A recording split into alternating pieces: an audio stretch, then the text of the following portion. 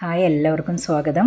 വളരെ ഈസി ആയിട്ട് തയ്യാറാക്കാൻ പറ്റിയിട്ടുള്ളതും വളരെ കുറച്ച് ചേരുവകൾ മാത്രം ആവശ്യമുള്ളതായുള്ളൊരു ചിക്കൻ റെസിപ്പിയാണ് ഇത്.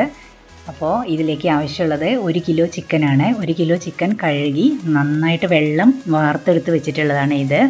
ഇനി നമുക്ക് ഒരു ചീനച്ചട്ടി അടുപ്പത്ത് വെച്ച് അത് നന്നായിട്ട് ചൂടായി വരുമ്പോൾ അതിലേക്ക് 2 ടേബിൾ സ്പൂണോളം ഏകദേശം 2-3 ടേബിൾ സ്പൂണ് വെളിച്ചെണ്ണ ചേർത്ത് കൊടുക്കാം. വെളിച്ചെണ്ണ നന്നായിട്ട് ചൂടായി വന്നപ്പോൾ അതിലേക്ക് നാളികേരം ചെറുതായിട്ട് നുറുക്കിയിട്ടുള്ളതാണ് ചേർത്ത് കൊടുത്തിട്ടുള്ളത്.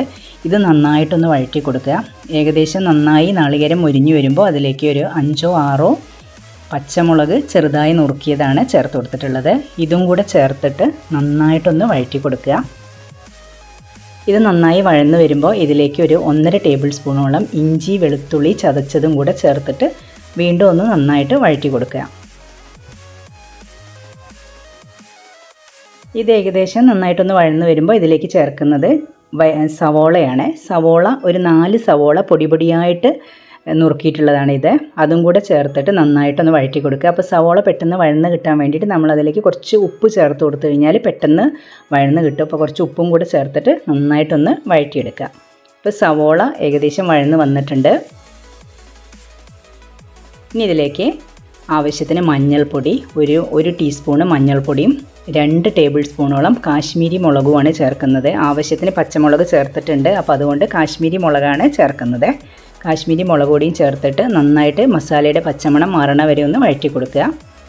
ഇത് ഏകദേശം വഴന്ന് വന്നു കഴിഞ്ഞാൽ ഇതിലേക്ക് 2 തക്കാളി നന്നായിട്ട് മിക്സിയിൽ അരച്ചെടുത്തിട്ടുള്ളതാണ്. അതും കൂടെ ചേർത്തിട്ട് നന്നായിട്ട് വീണ്ടും വഴറ്റിയെടുക്കുക. ഇത് വഴന്ന് വന്നു കഴിഞ്ഞാൽ നമ്മൾ എടുത്തു വെച്ചിട്ടുള്ള കഴുകി വാർത്ത് വെച്ചിട്ടുള്ള ചിക്കൻ ഇതിലേക്ക് ചേർത്ത് കൊടുക്കുകയാണ്. ഈ ചിക്കനും കൂടെ ചേർത്ത് നന്നായിട്ട് ഇളക്കി യോജിപ്പിച്ച് നമ്മൾക്ക് ഏകദേശം ഒരു 15 മിനിറ്റോളം വേവ് ഉണ്ടാവും ഈ ചിക്കന്. അപ്പോൾ നന്നായിട്ട് ഇളക്കി യോജിപ്പിച്ച് അടച്ച് വെച്ചിട്ട് നമ്മൾ ഇത് സിമ്മിലിട്ട് വേവിച്ചെടുക്കുകയാണ് വേണ്ടത്. ഒന്ന് അടച്ച് വെച്ച് ഏകദേശം ഇടയ്ക്കിടയ്ക്ക് ഒന്ന് തുറന്നിട്ട് നമ്മളൊന്ന് ഇളക്കി കൊടുക്കണം.